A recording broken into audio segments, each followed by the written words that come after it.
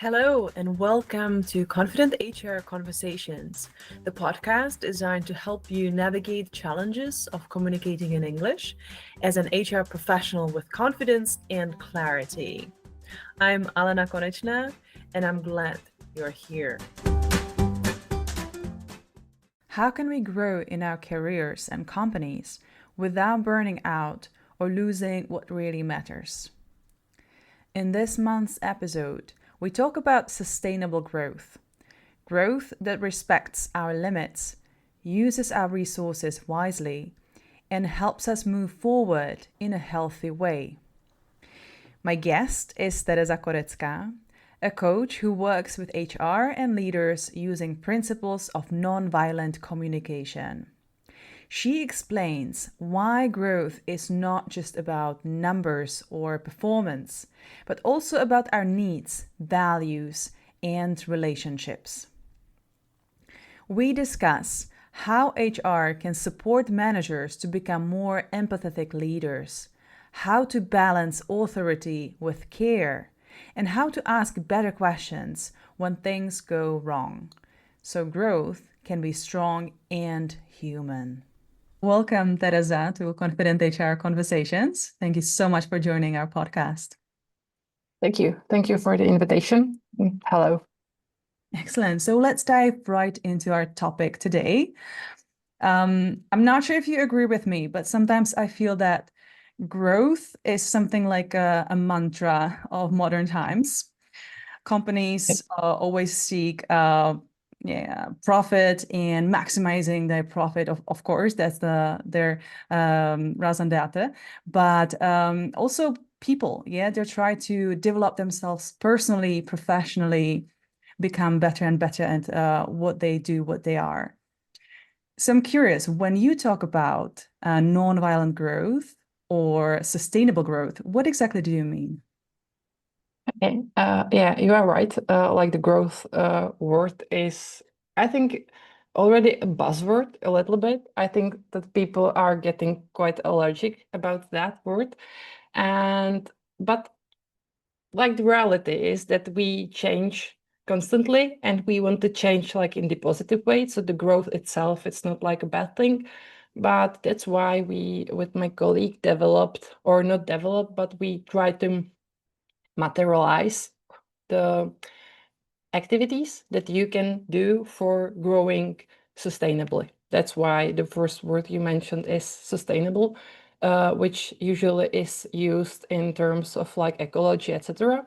But when you think about that, it's like sustainably means that you want to do it continuously. You want to think about the resources you have and you can actually use, and you don't want to go in some depths, whether it is a planet thing or a personal thing. So that's why we started with the word like sustainability, but and we will get to that. The main tool we use is communication, and I will explain why. But we use a lot of principles from the nonviolent communication, and that's why it looked nice to us and it catched between people to use this term nonviolent growth for growth that has some meaning, that has a meaning for the person, that is connected to the resources we have, not just to grow for the meaning of having a bigger numbers and pushing your actions to particular goal, but to reflect on what you actually have, can use, and if it's like sustainable, if you can sustain this type of growth forever, and if you want to, or if you grow in even the right direction, if you don't grow just without thinking. So that for us is sustainable growth. If I could maybe make it more understandable, or to divide it for people to imagine what activities or types of or buckets of things that are connected and that would make the growth sustainable, that would be concerning people needs, because all the things we do here in the world are in the means of sustaining or fulfilling human needs.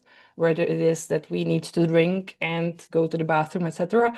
But there are also like a higher needs of safety, fulfillment, creativity, learning, and everything we do to fulfill our needs.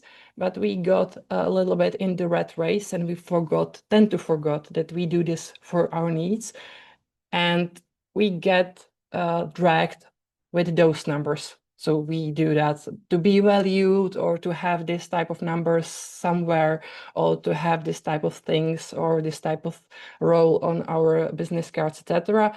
But in reality, we do that to fulfill our needs. So the needs are the first thing.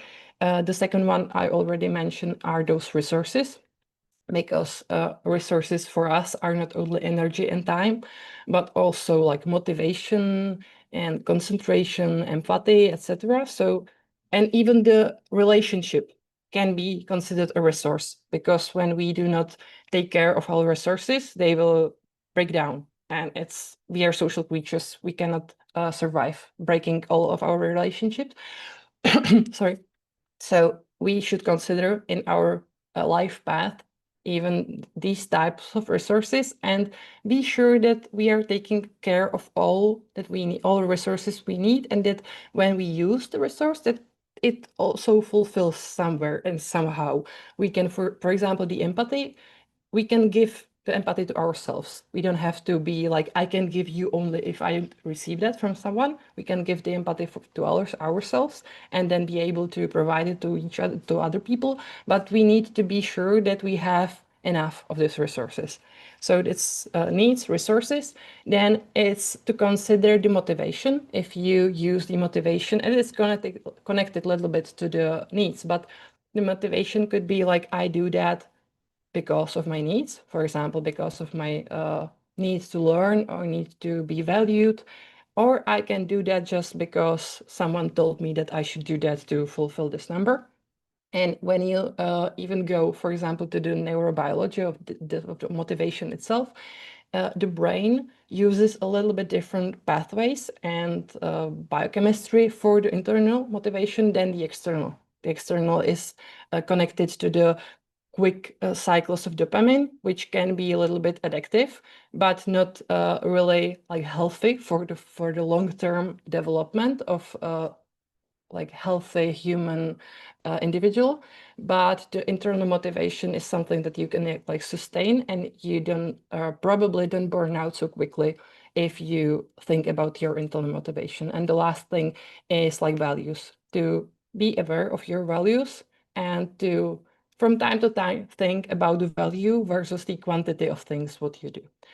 So to sum it up, this is something, or these are the things that when you connect and when you think about them, you probably will be more on the track of that I will sustain this path of my life, whether it is like someone, or there are people that call it like life goals or life vision. Someone just want to be content and calm and have a nice life. It doesn't matter how you call that, but you should not be like draining yourself to get there. So that would be probably from my side. Excellent. So what I'm hearing is that instead of looking at growth as a simple linear process where we get better or we get more of something or we develop ourselves, you're putting it in the context of the universal people needs, because everyone has needs that they need to fulfill. And on the higher, on maybe bigger level, would be value, something that motivates us long-term and internally. And another things that you mentioned is resources, which makes a lot of sense, right? When we think about sustainability, we think about resources. But sometimes maybe people think about resources in terms of time, money, material, etc. But as you mentioned, it's a little bit more than just that. You can see also people around us as a source of as a source of meaning, motivation, maybe needs. Is that what you mean? Yeah, and even like sense, because from the human needs are universal, but everyone, and it changes in time, have a different like ratio of which need is actually for me right now. But so some people that have a little bit less inclining to be the social ones, they can grow without social connections, but there are people that really need that. But if they fall into the trap of everyone is like doing 3 educational courses per like month, so I need to do that, but I don't have time for my family, then it can get like really wrong. And that's why to be considered about our resources and our needs, do it like around just what is ours, not theirs, not just ours, can be really, really like saving. And one more thing that occurred to me is like the speed of things, because we hear that like the growth is like you need to do a lot of things, you need to grow and quicker and faster. And then there's the opposite, that you need to slow down, to just decide what you want to do and meditate a lot. Sometimes that is true, but when you're in life time, when you have a lot of resources, then you can do things fast. It's okay because you have those resources. But there are times then you have less resources, then the slowing down is strategic. So for us, the sustainable growth or nonviolent growth isn't about any particular speed, to do it quickly or normally or slowly. It's about considering what are my current resources, what can I manage and be sustainable with that. And that could be really, really fast, and that could be really, really slow, and it's individual. Right. It's individual in the sense that everyone is different, but as you mentioned, also we are different in different stages of our lives, right? And that can be sometimes difficult when we start in our 20s with our career. We have a completely different speed or wishes or values or motivations than when, for example, we become parents and suddenly we just have to slow down in certain areas of our lives. But being empathetic, and that's also something that you mentioned earlier, that we need to be empathetic towards ourselves as well as towards others. And one more thing that you talk about on LinkedIn as well is the term empathetic leader. So I'm curious, could you tell us more about it, and how can it play out for HR professionals who maybe would like to, see this more in their companies and in their managers? Yeah, I get to talk with HRs lately quite often, and they talk about that they do these things, they already know that, but the managers they are working with are a little bit lacking behind. So yeah, they're dealing with that a lot, and I think from what I heard or what I'm at, that managers are still think about the empathy is like being soft or letting things go. They're probably a little bit afraid of like losing control over things, because most of them are reporting somewhere above them and they need to fill some KPIs, etc. So they are afraid if they just let go that they will be punished for that, even like not like physically, but in the terms of like numbers. So and even the culture of the people that are currently managers, like the older people, they're still in a little bit different culture of those empathy. The topic, they were raised by older people, and it wasn't fashionable to be empathetic later there. So yeah, empathetic leader is not someone who is soft, is someone who knows himself very well and who can like stand still for the people there. So this is something that I came to. That is my little definition, that their empathetic leaders are for people there, and they can be like leaned on because they have the self-awareness of themselves, what their emotions are, what their needs are, so they can create the space for the people. They also know how to listen, because when you have calmness inside and you can like decide what are my emotions, what are my projections, and what is on the other side. You can listen and reflect much better than when you have a lot of things and the thoughts and projections inside of your head. So the self-awareness, the ability of empathetic listening and reflecting, then it's the ability of being vulnerable. This is something that is also quite difficult for men being in the higher positions, like to say, I don't know, is so difficult for them. So they are not able to model this behavior for the people beneath them, but people need to be able to say, I don't know, because when you are not able to say, I don't know, you don't get help and you are trapped inside of all your fears, etc. So, and you're just stressed. And over time, your ability to work properly goes down. So being vulnerable is really important for empathetic leader.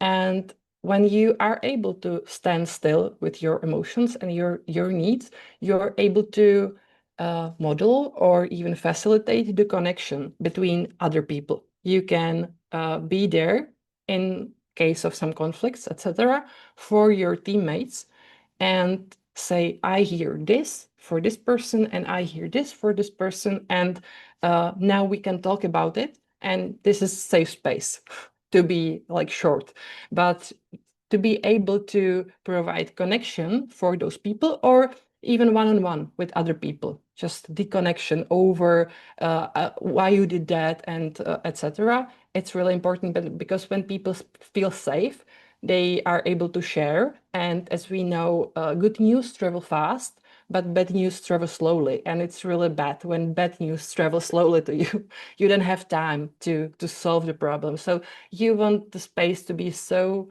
safe that even the bad news travel to you quite quickly, and you can deal with that because you will not punish the people. You will just ask what happened, what type of support they need, and how we can manage that, because it's just safe for them. And also the last thing that I would mention is to see the company as an ecosystem when everything is connected to each other, like people, processes, atmosphere, etc. So when you influence one piece, everything will be influenced, even in the good terms, but even in the bad terms. To be like aware of these connections, which is in fact like connected to the non-violent growth is we call that we are not independent, we are codependent, because independency is like not real, it's illusion. Nobody is independent because we are here together and we influence each other. So seeing this inside the company, that everyone is connected to each other and every action has some reaction, is also something that the still calm, empathetic leader is able to do, rather than the authority-driven, I want numbers type of person. Okay. I think it's interesting how you talk about leadership, because maybe sometimes we feel that leaders are those who are in front of us, they're strong, they pull us towards the goal, and there's a lot of pushing and pulling and motivation and cheering, etc. But what I'm hearing from you is that it sounds more like a creator of space, of of safe space, someone who is able to not be necessarily only leader in performance, but also leader in vulnerability. What an awful world, right? But who is able to own their feelings, and in this way create space for other people's feelings, emotions, and maybe also bad news, feedback, etc., as you mentioned. Is that Yeah, correct? own the feelings is really a good term. I really like that, because when you own your own things, you can help other to own their things. You cannot manage when you don't have where to put my things. I have full hands of everything. You cannot help anyone. When you have like free hands, you can be there for them. Hmm. Yeah, and leaders are those who are able to model this behavior, as you also mentioned, right? And it's difficult for the employees to do that on their own if they don't see that it is possible to do it, and that they don't see their leaders to do it. Excellent. Now let's now do a little demonstration and let's show how HR professionals can support leaders and managers into becoming more like these empathetic leaders. We will have a short role play. I will be a struggling, newly promoted manager who is still finding their way in managing in people management, and you are there to support me from the position of HR professional. All right. Okay, so Tereza, thank you so much for meeting with me. I know I'm still new in this role, but I feel that I work a lot and my team is working a lot, but I'm not sure I'm doing this people management thing right. Because even though that I feel that we do the things that need to be done, the people maybe are expecting something a little bit different from me, like checking in with them more. They might want to share their feelings, etc. And I know that's supposed to be done as well, but I'm not a therapist, and I don't want to be seen as soft. I need to have my authority, especially now that I started in this role. Okay. For the beginning, thank you for sharing that with me. I see this struggle quite often, and I hear that you are balancing or trying to balance the being empathetic because you expect or think that people expect that from you, but also you would like to keep some of the authority, or you are afraid what would happen if you would you are afraid if you would be empathetic and you would lose the authority, right? Is this the thing you are saying? And can we explore that more together right now? Yeah, I would love to, because I don't know how, be there more for them. And at the same time, I want to be taken seriously because this is a new role. And yeah. And can you describe some situation, for example, where this your struggle like was most emerging for you? Yeah, like sometimes when we have like a check-in with the team members, they would share with me some excuses about why things are not being done. Mm-hmm. And I mean, I get that. Yeah, everyone has a tough life and everything. Uh, but I'm not sure I want to hear that. I mean, yeah, work is work, life is life. I would like to keep them separate. Okay. And how do you feel in these situations when people share with you, for example, some parts of their personal life in the terms of excuse? What feelings are in you that moment? Well, it's uncomfortable. I'm not really sure how to react. Okay, so you're unsure what is expected from you, and it's like, can I say that, for example, you don't feel safe in this situation, or would you say something else? Maybe not safe. Maybe I'm not sure how to work with it. Yeah, because if every time they share something like that with me, I just say, yeah, okay, whatever. Next time they know that they can just make an excuse and I will not, follow up on that. Okay. So, And could be confusion also part of this, like that you feel like you are confused in this type of interaction because you don't know what to actually answer. yeah, pretty much. Like, what am I supposed to do with this information? I mean, I'm just, I feel like I should focus just on that task on the deadline. Why am I hearing about, I don't know, your child getting, I don't know, sick or something? Okay, so I'm hearing that it's uncomfortable for you, and I'm not really sure right now, like why uncomfortable. No, I hear what you said, but I was trying to dig more, like uh, what triggers the uncomfortability. If it's, is it that the fear that you would be vulnerable at this moment? Could the fear be the emotion behind that? Um, well, maybe because, I have my issues as well, right? I have children as well, Mm-hmm. but I don't feel like I want to drag my issues into my work because no one would be curious about it either. So why do they tell me that? Okay. And when in the beginning we were talking about like sorry, what you would expect like from a leader that you think that you should be, you said, or maybe I said, authority, like having authority.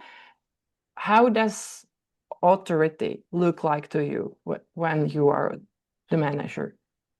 Mm, well, I guess someone who helps the team get things done, who's able to set out a plan and then help the team finish or fulfill the plan and reach the goals that we set up for ourselves. Okay, so it's some kind of like effectiveness and control. Right, right, because it's a team and it's important if we have the clear goals and there's someone who makes sure that the team is on the track. Okay, so you need effectiveness, you need control, maybe even respect, like to be respected as a manager. Yeah, yeah, of course. I mean, absolutely. That was my biggest fear that people will not respect me when I got promoted to this job because these are my former colleagues. Okay, I get that. So I heard that you are uncomfortable, uh, maybe a little bit confused because you would prefer things to be like clear. You want effectiveness for your colleagues. You want control. You want respect. Probably I heard, maybe tell me, a little need for like some fairness. And I don't share my issues here, so why should they share their issues here? So the fairness, like seemed also that it could be connected to that. Is this right? Okay, and you seem, or you think that if you would do the things like listen to them more and more and talk about their things, that this would be perceived as a soft type of behavior. Yeah, yeah, like they can just tell me anything and I will not push them as hard. Yeah, or I will be lenient with them. Okay, and you think that they would, for example, think that you are a weak manager. Yeah, And yeah. have you ever like experienced someone being empathetic to you, like having someone's full undivided attention about like you speaking about your uh, things? Yeah, well, like in a therapy. Okay, okay, but have you thought about the therapist that he is weak? Yeah, no, of course not. It's his job, yeah. Okay, but you don't think about this person that this is a weak person because he listened to me. Yeah, no, of course not. Yeah. Okay, and when you imagine that you would take parts of this behavior that, for example, your therapist do for you to fulfill the needs of like control and respect that you have, but for example, in a different type of exchange, like verbal exchange with those employees, do you think that this could work? Like if you knew that you wouldn't be perceived as weak? Mm, you mean like listening to them without Yeah, without this feeling of weakness in this regard, like, is that what you? Yeah. I can give you an example. For example, that if someone misses a deadline, it was that you said, for example, what should you do? That take like a regular answer. For example, you missed the deadline. That's like not acceptable. Like what happened? That could Mhm. be like your reaction, right? Yeah, Okay. yeah, yeah. Like I would ask, yeah, of course, I want to know why. Okay. And the reaction where you would be more empathetic, you would take parts of your, for example, what your therapist modeled to you could be like, I see that the deadline was not met. Mm, Like, did you need some type of support? What could we do about that for the future? mm, right. So kind of mentioning it, what happened, and then kind of proactively ask for how we can change it in the future. Is that what you mean?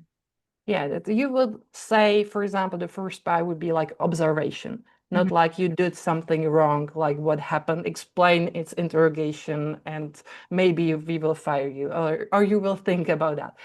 But you will just state what happened, like observed. I saw that this deadline was like missed. Mhm. Observation, because that doesn't feel so attacking to this to the other person on the other hand. And then you will give them a little bit of empathy by saying, for example, did you need some support? You Mhm. will assume that they didn't do that like intentionally. You will assume that they did what they could.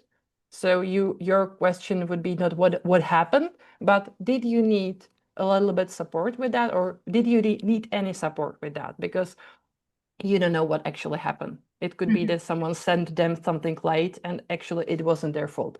But when they feel interrogated, when they can feel a little bit like pushed down, and for future they won't be probably doing their things, they will be either afraid or thinks it doesn't matter what I do, it's wrong either way. So by asking like, did you need any help, you will get probably the explanation like how the situation went, and you can ask more. And then asking like, what can we do together, for example, to make it right for. Mm. Right, right. So asking about uh what was the cause of this delay, or was there anything missing that you would have appreciated, and then what can be done in the future, kind of thing. Mm-hmm. Yeah, Okay, is thank. this something that seems like reasonable to you, for example? Yeah, it's definitely worth trying. I don't feel that it would make me seem weak. Um, but it's more proactive in terms of, yeah, addressing the issue, and also suggesting or kind of guiding the employee to suggest some solutions. So that sounds good. So does it sound for you like a thing that you would like to try? Absolutely. Yeah, let's do that, and I will I will let you know later how it went. Okay, we can rehearse that, for example, in some other situation we will have. Cool, cool. Thank you. All right. So that was our demonstration. I liked how you really went step by step, right? And without trying to assume what was behind, but you really made sure that you first understood the situation and my issues, or the manager's issues behind their initial request, before coming up with possible solutions and recommendations. Excellent.